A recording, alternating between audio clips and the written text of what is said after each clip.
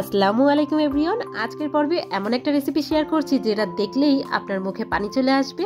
একদমই নরম তুলতুলে একটা চিকেন বান, যার ভেতরে স্পেশাল একটা চিকেনের পুর ব্যবহার করা হয়েছে, যেটা একবার খেলে আপনার বারবার খেতে মন চাইবে। আরো মজার ব্যাপার হচ্ছে, এই নরম তুলতুলে চিকেন বানটা তৈরি করার জন্য কিন্তু কোনো প্রকার বেক করার প্রয়োজন হবে না। এটা খুব সহজে চুলায় তেলে ভেজে তৈরি করে নেওয়া যাবে। চা কিংবা বিকালের নাস্তা থেকে শুরু করে বাচ্চাদের টিফিনের জন্য নতুন আর মজার কোনো আইটেম খুঁজে থাকলে এই তেলে ভাজা চিকেন বানটা হতে পারে আপনার জন্য বেস্ট একটা চয়েস। আশা করি রেসিপিটা আপনাদের খুবই পছন্দ হবে। আর রেসিপিটা পছন্দ হলে অবশ্যই ভিডিওতে একটি লাইক দিয়ে ফ্রেন্ডস এন্ড ফ্যামিলিদের সাথে বেশি বেশি শেয়ার করতে ভুলবেন না। চলুন তাহলে শুরু করা যাক। চিকেন বান তৈরি করার জন্য প্রথমে একটা মিক্সিং বলে 1/3 কাপ পরিমাণ কুসুম গরম পানি নিচ্ছি। তাতে অ্যাড করে দিচ্ছি 2 টেবিল চামচ পরিমাণ গুঁড়া দুধ, 1 টেবিল চামচ পরিমাণ চিনি আর সাথে 1.5 চা চামচ পরিমাণ ড্রাই অ্যাক্টিভ ইস্ট। এখন একটা চামচ দিয়ে সবকিছু ভালোমতো মিক্স করে নিচ্ছি। এরপর একটা ঢাকনা দিয়ে ঢেকে এটা 10 মিনিটের জন্য রেস্টে রেখে দিচ্ছি, যাতে করে ইস্ট ভালোমতো অ্যাক্টিভ হয়ে যায়। প্রায় 10 মিনিট পর এখন ঢাকনাটা খুলে নিয়েছি আর দেখতেই পারছেন ইস্ট কিন্তু একদম ভালোভাবে অ্যাক্টিভ হয়ে গিয়েছে। এখন এতে অ্যাড করে দিচ্ছি ছোট সাইজের একটা ডিম। এখন একটা চামচ দিয়ে ডিমটা ভালোভাবে ফেটিয়ে নিয়ে সব উপকরণের সাথে মিক্স করে নিচ্ছি। আর এরপর এখানে অ্যাড করে দিচ্ছি 1.5 কাপ পরিমাণ ময়দা আর 1/2 চা চামচ পরিমাণ লবণ।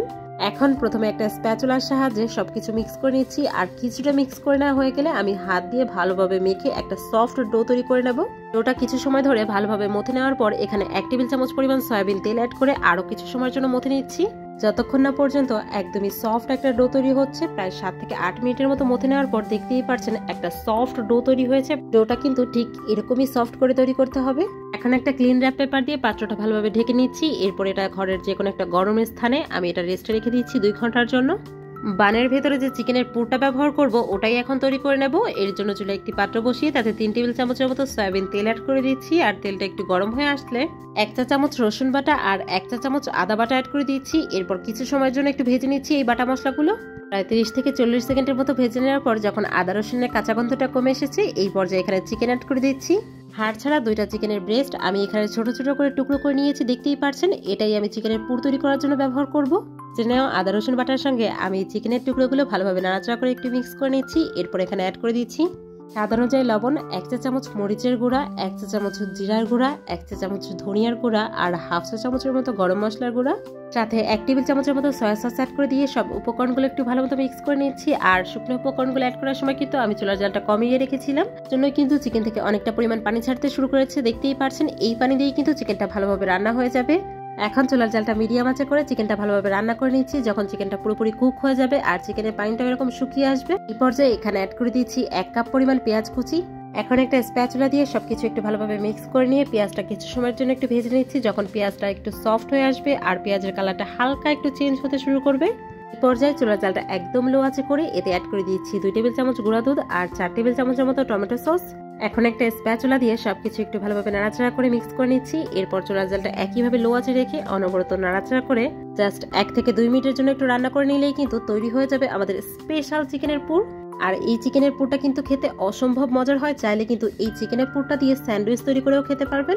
এখন এটা সাইডে রেখে দিচ্ছি আর চলে যাচ্ছি ডোয়ের কাছে। এরই মাঝে কিন্তু প্রায় 2 ঘন্টার মতো হয়ে গিয়েছে আর দেখতেই পারছেন ডোটা ফুলে 3 গুণ হয়ে গিয়েছে।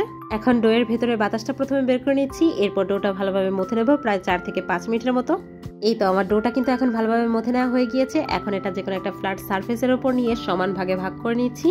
আমি এই ডোটা দিয়ে প্রায় 6টা চিকেন বান তৈরি করব। এর জন্য ডোটা আমি সমান 6 ভাগে ভাগ করে নিয়েছি।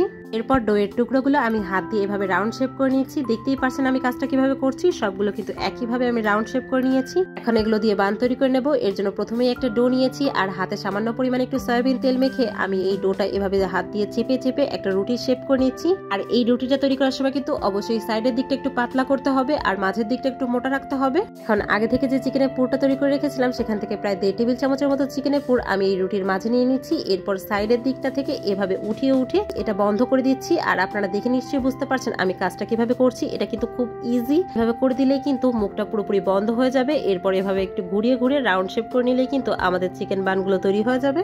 একইভাবে সবগুলো ডোয়ের টুকরো দিয়ে আমি চিকেন বানগুলো তৈরি করে নিয়েছি। আর এখন এগুলো রেস্টে রেখে দেবো 1 ঘন্টার জন্য। আর রেস্টে রাখার জন্য যে পাত্রে রাখবেন অবশ্যই সেই পাত্রে এভাবে একটু ময়দা ছিটিয়ে নেবেন, তাহলে পরে কিন্তু এটা খুব সহজেই তুলে নেওয়া যাবে। 1 ঘন্টার মতো রেস্টে রাখার পর দেখতেই পারছেন চিকেন বানগুলো ফুলে একদম ডাবল হয়ে গিয়েছে। এখন এগুলো ফ্রাই করে নেব। জন্য চুলায় একটি পাত্রে পর্যাপ্ত পরিমাণ তেল নিয়ে নিচ্ছি। আর তেলটা যখন ভালোমতো গরম হয়ে আসবে এই পর্যায়ে এখানে আমি চিকেন বানগুলো অ্যাড করে দিচ্ছি। এখন চুলার জালটা লো আঁচে রেখে একটু ধৈর্য সহকারে বানগুলো ভেজে নিতে হবে। আর চুলার জালটা বাড়িয়ে দিলে কিন্তু খুব দ্রুত কালার চলে আসবে আর ভেতর থেকে কাঁচা থেকে যাবে। বানগুলো প্রায় 1 থেকে 2 মিনিট ভেজে নেওয়ার পর একটা স্প্যাচুলা দিয়ে এভাবে গরম তেল বানের উপরে তুলে দিচ্ছি। এতে করে কিন্তু খুব দ্রুত আর খুব সুন্দরভাবে বানগুলো ফুলে যাবে। দেখতেই পারছেন বানগুলো ফুলে একদম ডাবল হয়ে গিয়েছে। বানগুলোর এক পাশটা যখন ভালোভাবে ভেজে নেওয়া হয়ে যাবে তখন এগুলো উল্টে দিয়ে আমি অন্য পাশটাও চুলার জালটা একইভাবে লো আঁচে রেখে ভেজে নিচ্ছি। বানগুলো যখন একদম ভালোভাবে ভাজা হয়ে যাবে আর এর দুই পাশ থেকেই হালকা গোল্ডেন ব্রাউন কালার চলে আসবে তখন আমি বানগুলো তুলে নিয়ে এগুলো প্রায় 15 থেকে 20 মিনিটের জন্য রেস্টে রেখে দিচ্ছি।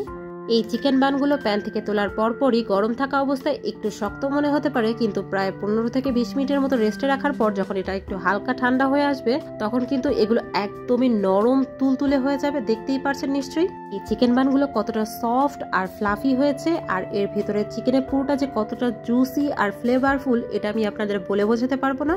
এক কথায় এই চিকেন বানটা জাস্ট অসাধারণ। একবার খেলে আপনার বারবার খেতে মন চাইবে। ট্রাস্ট মি, একবার হলেও এই রেসিপিটা ফলো করে বাড়িতে তেলে ভাজা চিকেন বানটা ট্রাই করে দেখতে পারেন। আশা করি আপনাদের খুবই পছন্দ হবে। আর বাড়িতে ট্রাই করলে অবশ্যই আমাকে কমেন্টে জানাতে ভুলবেন না। আর এরকম আরো সহজ এবং মজার মজার রেসিপি পেতে আমার চ্যানেলটি সাবস্ক্রাইব করে পাশে থাকা বেল আইকনে ক্লিক করে রাখতে ভুলবেন না।